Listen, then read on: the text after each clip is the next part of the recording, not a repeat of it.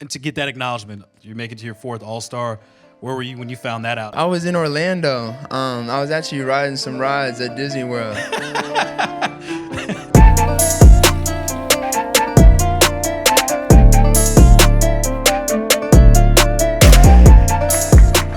Appreciate y'all coming. I got my boy Master T here with me. What's going on, y'all? Happy All-Star. Great to see you here.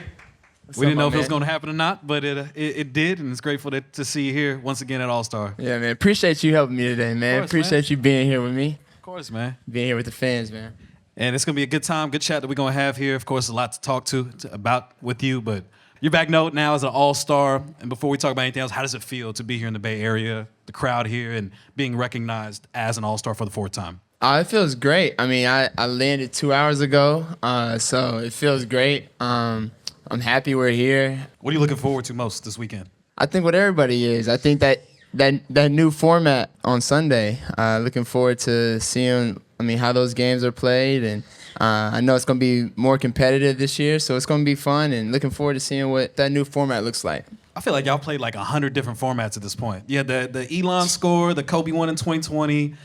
We went back to East and West, I think it was, and now it's 3 teams, like pick up. Ball up top, is that what we're doing now? That's what I don't understand. Like for me, like I grew up like the best players are always in the All-Star game. It's East, West, it's personal, it's obviously competitive. Now they're trying to throw in incentives and things like that if you win the All-Star game. For me, I wish they would just go back to regular East, West and just have a more incentive game, and then you would have the same thing like we used to growing up, and the All-Star game would be what the fans want it to be. And yeah, switching it up from the Elam ending to captains and I forgot about the captains. The team players are picking the best player, and the Jokic got picked last. Like, it don't even make sense why we're doing that. So then we got different types of formats. I feel like that's just confusing. As much as a fan, I feel like it's hard to watch. Y'all don't know the half as a player, not knowing what to expect in an All-Star game too is. So it goes hand in hand. What didn't also make sense was that you were not announced initially as an All-Star, considering the incredible season that you're having. When you found out, I know you had a game right after the announcement was made. Where were you, and how did you take that? Yeah, we were in Cleveland. We played a game that night. I found out right before we ran out onto the court that I got snubbed. Was this like somebody pulling you aside, or were y'all watching the broadcast? No, so the whole day I was talking to my brother all day. I was just talking to him, and we thought it was a lock. Like, to be honest, we thought it was a no-brainer. We didn't. I was worried. He wasn't worried, and he thought it was clean. But for me, I'm like, come on, little bro. Like, I've been snubbed before. You know what I'm saying? And I've had good numbers on decent teams. And for me, like, I didn't know what to expect, so I never fully believed anything. So for me, I didn't know, but that's who I was on the FaceTime with whenever. I saw a tweet go by and saw that I didn't make it, and I just ran out, and I knew what it was. So, but how do you process that? Because ultimately, you're a human, and having to dwell on that reality, like you said, people around you thinking it's a no-brainer, you having the cause to be concerned for various reasons of how the process plays out. Then you have to go out on the court and play a game. Mentally, where were you in that game? I was everywhere. I wanted to kill. I wanted to put on a show, but at the same time, I was confused. I didn't know what to do. And then also at the same time, we're playing against a team that we've already beat twice, who has the best record in the league, and they're motivated. They had just gotten 3 All-Stars named that night. So a lot of those guys are going out there playing happy, free, relaxed, but also motivated to beat us because we beat them twice. So it was kind of a tough game to be a part of and play in. I didn't obviously play a good game that game, and it was a frustrating day, but it's part of it, I guess. Yeah, I was watching that. I was concerned for you because it's just the way that things played out and just the empathy that you have for a person that you thought is leading the league with assists. And I feel like this the best season you've had in your career, respectfully, and the way that you've been carrying this team, and to not get that acknowledgement or recognition was disappointing just as a basketball fan. And I think Quin Snyder did a good job after the game of just acknowledging that reality of like, look, man, I mean, not only are you leading the league in assists, but clutch points and clutch assists. You're taking your game to another level this season, and to not see that recognized initially, as a basketball fan, it just didn't feel right. Well, I mean, and that it felt good having a coach that really supported me in that too. Just being in those moments. Of course, you want to say everything right when it happens and feel some type of way, but I was obviously quiet and just kind of kept my emotions to myself. Obviously, I made a joke about it being not snubbed anymore and it being trade, but I kind of just did that to make like a light of the subject. Because at the end of the day, it's really about the fans. All-Star Weekend isn't about the players.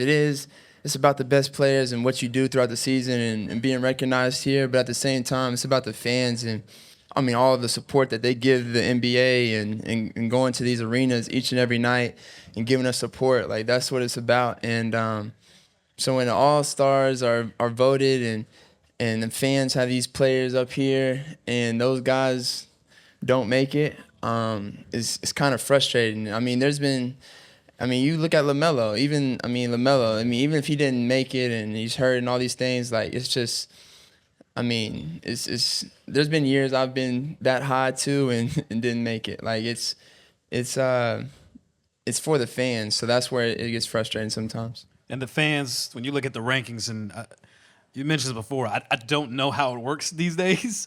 You were ranked 5th in the fan ranking. You were ranked 4th in player ranking. In the media, you were ranked 6th. And, at the time of the announcement, you led the league in assists per game, led all guards in double-doubles, led the league in fourth quarter points, led the league in clutch points scored. What else did you have to do at that point to make the All-Star? Yeah, when you say that, for me, I can go to sleep at night and feel okay, not making an All-Star game, if they don't want to put me in it. You know what I'm saying? Because at the end of the day, like you said, the fans wanted me here.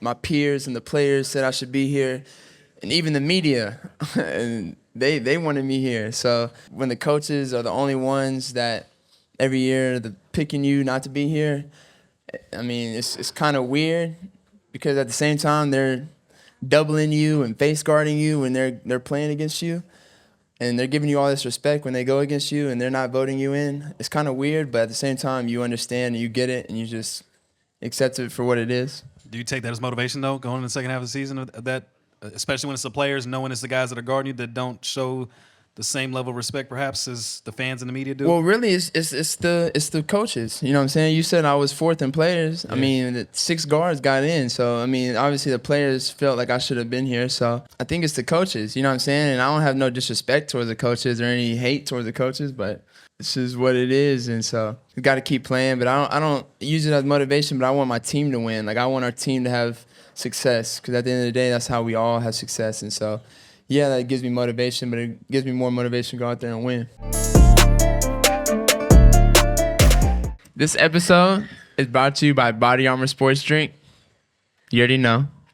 Real hydration, real ingredients, packed with electrolytes and vitamins. No artificial flavors, sweeteners, or dyes. Come on now. Body Armor Sports Drink is always keeping us hydrated when we playing. With great taste and flavors like strawberry banana and orange mango, my 2 favorites. Get yours today at Amazon or a local store near you. And I think your unselfishness this year has been the standout of why I feel like it has been a career year for you. Like I said, mentioning leading the league in assists, but really getting the other guys and the younger guys involved. And I guess coming out of your career, obviously everyone compared you to Steph Curry, and of course we're staring outside of where the house that Steph Curry built. But this year it feels like more Steve Nash in terms of your game of being able to get other guys involved and really being like the conductor of this orchestra for this team. How has that shift happened for you, and when did that switch happen where you realized this is the role I have to play this year? Well, I think that's my favorite player is Steve Nash. So I've always had that in my game. If you've watched me throughout the years, I've always been top 5 in assists. I've always been able to get my teammates involved and things like that. For me, just going into the year, me and Quin, our coach, we obviously had a conversation, a dinner, and kind of laid out what the season would look like and what the team was going to look like and what they expected from me and what they needed from me. So, that's kind of why I'm playing the way I am and doing what I'm doing this year. It's trying to listen to the coach, and it's been working this year. Obviously, injuries have derailed us, but that's part of it. We're not the only team that's going through it, but I think that's why I'm playing the way I am, is because I've had those conversations with our coach. The biggest thing that stands out, it's the lowest shot attempts per game since I think with your third season this year. What was that dinner as you talked about that? When did that happen, and was that a byproduct of what happened with that dinner for you to take fewer shots than we've seen since your third season? It wasn't him just telling me to take fewer shots. It was just we got a younger group. We're about to have the number 1 pick. He's going to be 19 for the majority of the year. We're going to have Jalen Johnson, who's going to have a chance to win Most Improved Player, and he's young. So we got a lot of young players that we just need you to build around and help, bring them up. And for me, that's easy for me. So I just wanted to be that type of leader for my teammates. Obviously, like I said, injuries hurt, but that's kind of what my coach wanted from me and needed from me.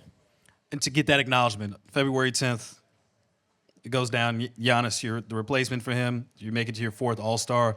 Where were you when you found that out, and how different was that feeling compared to what the week prior? Dang, where was I? This was a couple of days ago too. Was it I think you were playing the Magic, is that right? Yeah, I was in Orlando. I was actually riding some rides at Disney World. Why are you at Disney? A magical place, man. Was it a team experience, or you just like, I need a day? I just got away. Just got away for the day. It's a road trip. My mom went down there for the day. She wanted to get away. My little brother came down, so we went down and just got away for the day and went to Disney. And then I got a call from my agent in the middle of a ride, so I had to hang up. What ride was it? It was what ride was it? It was Guardians of the Galaxy. Guardians of the Galaxy. And then I had to call him back when I got off the ride, and he told me that it was a chance that I would get a call. And so that next morning, that's when that happened. So yeah, that next morning, the day of the game, like at 7 a.m., it woke me out of my sleep. My GM called, and then I didn't answer it, but it woke me up, and then he had texted me and said, asked me if I wanted to go. And so at that point, I called my little brother and asked him if I should do it, because it wasn't so easy for me just to say yes as a fan, as much as you think of it. Why was it not easy? It's not easy whenever you've been traded a couple times or snubbed. So, it's not easy, like, when you feel like you deserved it, and it doesn't happen for you the first time, and then you just go in as a replacement. What it looks like and what it feels like, it may not feel the same as being a starter like I've been before. It was more about that and me having a little bit of pride, but at the same time, and the competitiveness, but at the same time, I knew this is about the fans, and it's not about me. It's about my family. It's about everybody else that gets to experience this. Like, all the people that did vote for me to be here, they get to see me now. So that's why I'm here. And that's why I just hit them back and I said, yeah, so. And look at this crowd right here. Got a bunch of Trae Young jerseys out here. It's nice. A great show right it. here in San Francisco. And this is why you did it.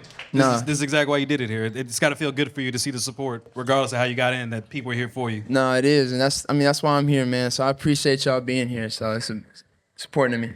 So in this game, what's up? You gonna drop buckets? What we expecting? How you gonna play this? I think I don't know what I did in my last All-Star game, but I was averaging 10 dimes before. I take pride in getting and dropping dimes, especially in the All-Star game. So I don't know. I want to continue my nutmeg tradition. I've gotten one. You gotta get Wemby, right? Is that that's gotta be one of the goals up there? You gotta. Yeah. I gotta get another one this year. You know, I don't know if it's gonna be Wemby or who else, but somebody gonna be guarding you and you're gonna be on an island. yeah. So I gotta get one more. So. You talked about other guys who probably deserved a shot. You mentioned LaMelo Ball. Why'd you feel strongly about him potentially getting a shot? And were there other players that you felt like deserved a shot? I feel like it's tough for like guys like LaMelo when you're number one in fan voting.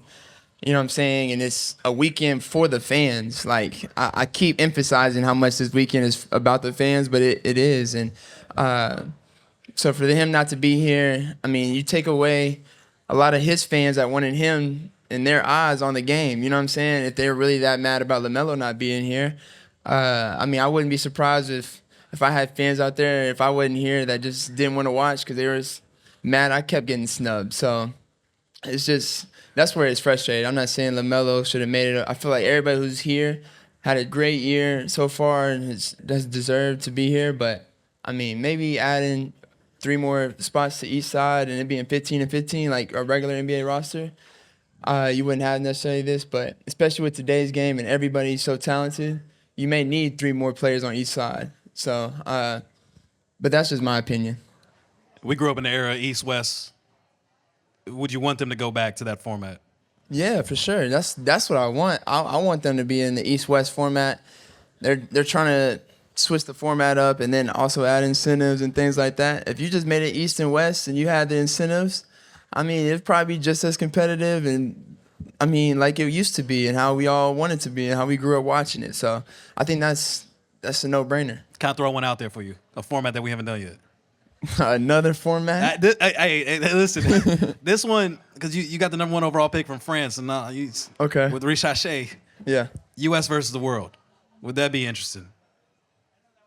I mean, we watched that in the Olympics. But Like, we only get that once every 4 years, and it was. Hey, correct me if that game was fire. I mean, that game was hard.